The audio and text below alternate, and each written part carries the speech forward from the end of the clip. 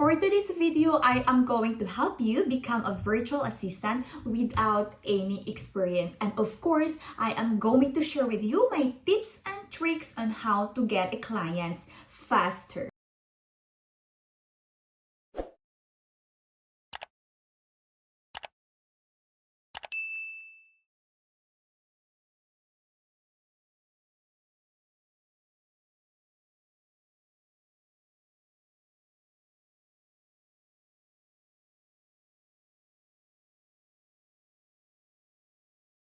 How I earned 100,000 pesos or more as a virtual assistant.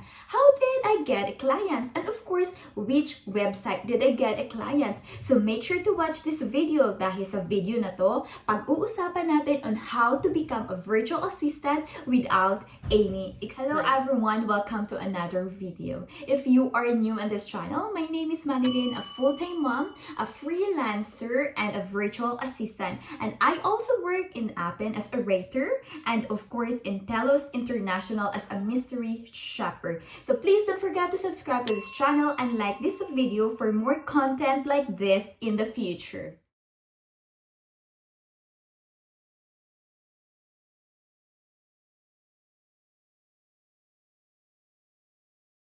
Personally, what I love being a virtual assistant because this is fully a remote work from home job.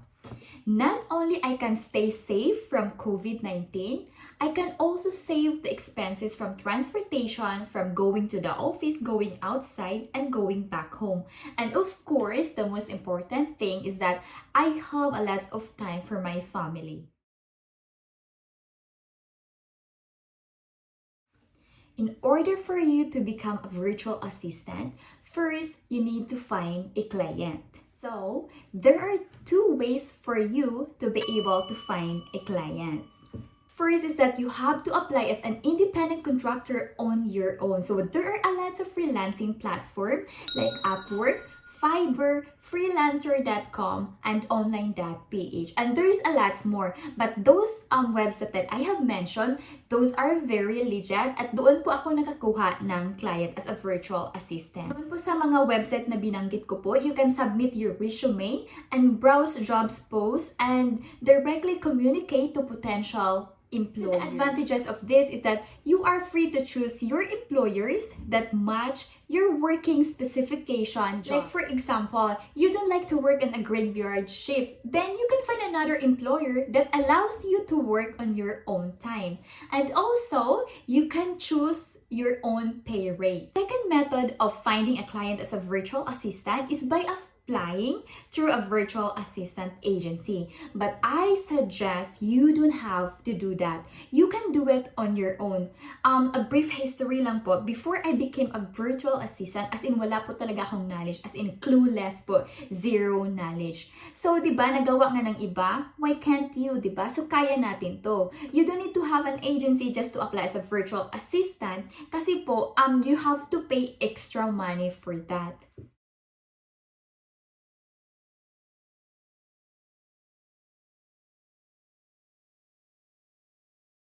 As a virtual assistant, you are technically an online secretary. So your task here is to accomplish administrative and executive tasks for your clients. But it actually varies from clients to clients. For example, in my own personal experience, so my client is a doctor. So most of the time, my job is data entry. So my client, she always sees a patient every day. So after his or her shifts, she sends to me the patient's notes to my email or WhatsApp. I will be the one to chart the patient's note on the hospital software. So that's my job.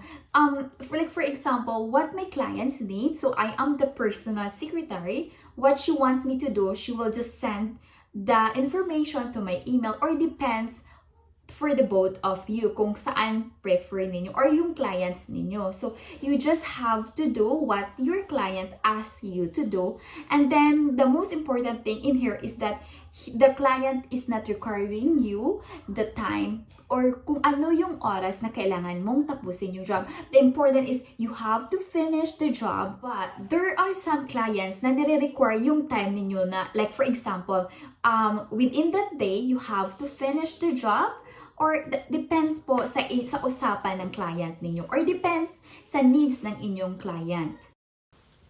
For the technical requirements and skills, if you want to be a virtual assistant, you have to have the technical requirements, which is first, a computer or a laptop. So it should at least have 8 GB of RAM, an i-Core 3 processor and app, and at least Windows 10 OS for your internet. You should at least have 10 Mbps upload and download speed. And of course, for the skills, you need to have a good English proficient. You need to know how to navigate through the computer and how to use basic platforms like Google Documents, emailing, and you need to be very communicative and also resourceful. So that's it for today's video. I hope I can help someone out there to become a virtual assistant. For any questions, suggestions about this video, feel free to comment down below and I will try my best to answer all of them. Please don't forget to subscribe to my YouTube channel and like this video for more contents like this in the future. Thank you for watching and God bless everyone. Bye for now!